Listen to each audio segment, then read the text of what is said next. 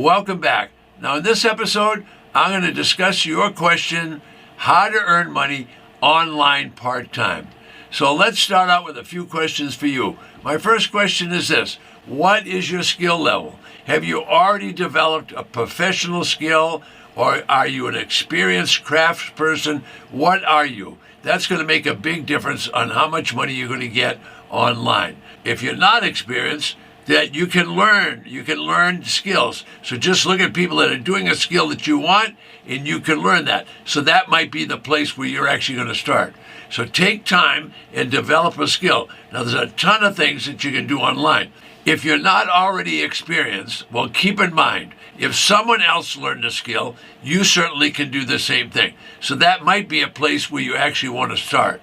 So take the time to develop a career and to develop a skill. In other words, get educated. Now, lots of entrepreneurs work part-time at this, some work full-time, but some just use the same business skills they had in another business. They just do it part-time and they do it online. So the openings are vast. I mean, there's going to be too many things that you can do online. Now, I'm going to suggest you get a skill where you can earn quite a bit of money. Now, I only teach at a level that people are going to make $25,000 and $50,000. I don't want to teach them to do little skills where they're just going to make $200 or $500 a week. So there's dozens of reasons to learn a new skill, not just to learn the skill, but to be able to take care of your family and to have security for the future. All right, now, skills in the future are going to make the difference. If you don't know how to use a computer, you need to dig into that, because that's going to make a big difference. The people that know how to research are the ones that are going to make a lot of money online in the future.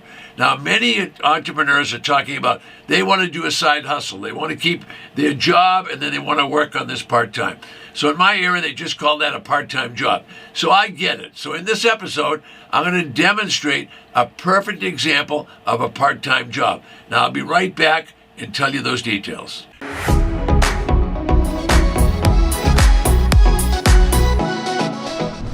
Okay. In today's episode, I'm discussing the question, how to earn money online part-time. Now, that's important. Now, there's dozens of business ideas.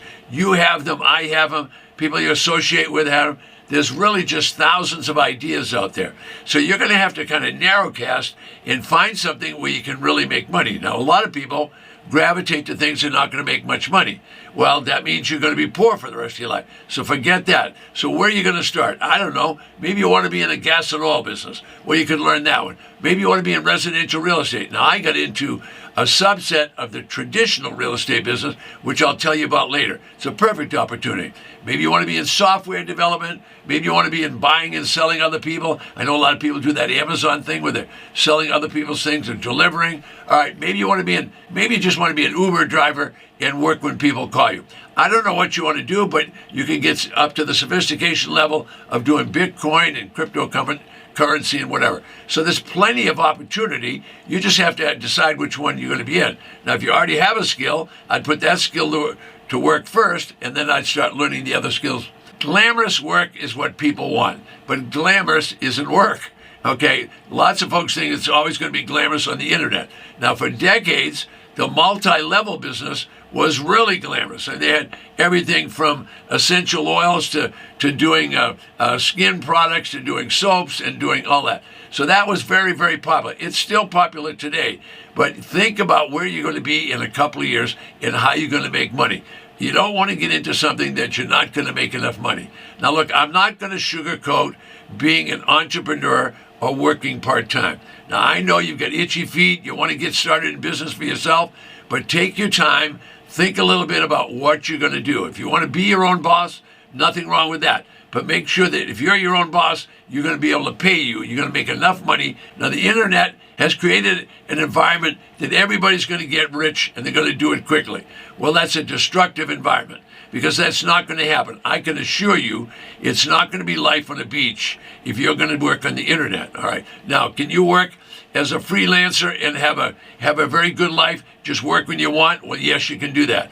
But most entrepreneurs, what they want to do is they want to build a business that will be there and will take care of them in the future, whether they can get wealthy or they get famous or whatever it is they want. So make those decisions now. Don't wait until you're halfway through and then try and change your mind. Now, entrepreneurs, I'm going to tell you right now, a lot of them put in a lot of long hours and they don't get paid. So they also take on all kinds of risks because they don't have insurance. They don't have good places to stay. Listen, working for someone else might be just the perfect thing for you. If you're going to work for someone else, you're going to have security. You're going to have steady working hours. You're going to have steady work. When you go to work as an entrepreneur, it's a whole different deal. So I'm not going to sugarcoat it. It's going to be a lot more work. You're not going to have any security. You might have to work double the time you're working now, and you might not get paid. All right, now I know what's going to happen. You're going to get a business plan. You're going to read it. There's going to be nothing to it. All right. Well, I'm not negative on business plans, but I see people, they show me a business plan with 50 or 100 pages. I'll tell you right now the two things that are missing. And go get a couple of business plans. I know you can download them on the internet. Look at the template. Here's the two things that'll be missing. Number one, not having enough money or raising enough money will not be detailed in there. All right, you need money if you're going to do things on the internet or any place. If you're going to start a business, you're going to need money. That's thing, you won't see them talk a lot about that because what do professors know about that? What do writers know about that? They don't know. I'm going to tell you, you need experience and someone to talk to with experience on how much money you need. Second big mistake, what about marketing and sales? Folks, if you can't sell anything, guess what? There's no revenue. If there's no revenue, there's no business. All right, now start looking at business plans. You're going to find those two things are missing in the business plan. They can tell you about getting insurance, what kind of structure you should have, what kind of hours you should work, all this detail about the business, but they're all written by people that aren't in business. You get people in business, they'll tell you what is important. One, you've got to get revenue. If you can't get revenue, that's basically going to come from sales. The other one, if you don't have enough money to start or you can't get money, that's going to be the second big one. So that's going to happen to a lot of people, and they're going to have trouble. Managing money and managing the business is not so easy as everybody thinks. So let me give you about a 2 or 3 minute dissertation on a business that will show you how to earn money online part-time. Hundreds of my students have just followed in my footsteps and done exactly what I'm going to tell you to do right now. All right, so 30 years ago, I discovered a hidden market. Now, the market was always there. It was just, you don't know what you don't know. I didn't know it was there. But when I found out, I never looked back. All right, now I was shocked. I was delighted all at the same time. I didn't know what to do to start. But I knew it was a subset of real estate, and I knew quite a bit about real estate. So this is a subset of real estate that simply is a county-run program where if the person doesn't pay their property tax, the county will confiscate the property. Now, what does all that mean? Well, it simply means that the legislature of the state has said all property owners must pay tax. Then they tell the counties, levy the tax, collect the tax. If you can't collect the tax, confiscate the property and resell it. Now, when they resell these properties, folks, they sell them for 10 cents, 20 cents on the dollar with no mortgage. So what I'm showing you is how to earn money online part-time. All of these auctions can now be done online. 30 years ago when I started, you couldn't do it online, but you can today. So the properties, what are they? They're usually houses. They could be small office buildings. They could be residential lots, maybe a small farm, but they're mostly houses. And what happens is people don't pay their tax. And when they don't pay their tax, what's going to happen? The local government is going to confiscate that property. And once they have the property, what are they going to do with it? Well, they don't want it. They don't want properties. What they want is the revenue. So what they're going to do is that it's a delinquent property. They don't want that property. They want to get the property back into the market. So they will sell it for a 60, 70, or 80% discount.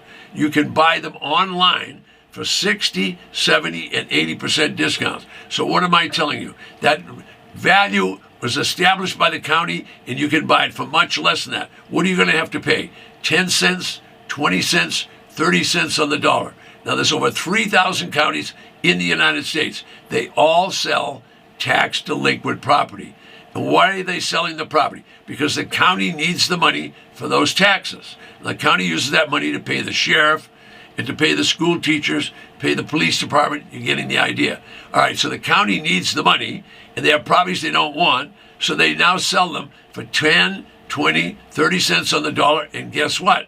They remove the mortgage. In other words, the treasurer has been given the authority to cancel the mortgage, take it off the property, so now you're buying property with no mortgage or deed or trust loan. So think about what I've just said so far. These are properties that counties want to sell, all 3,000 of them.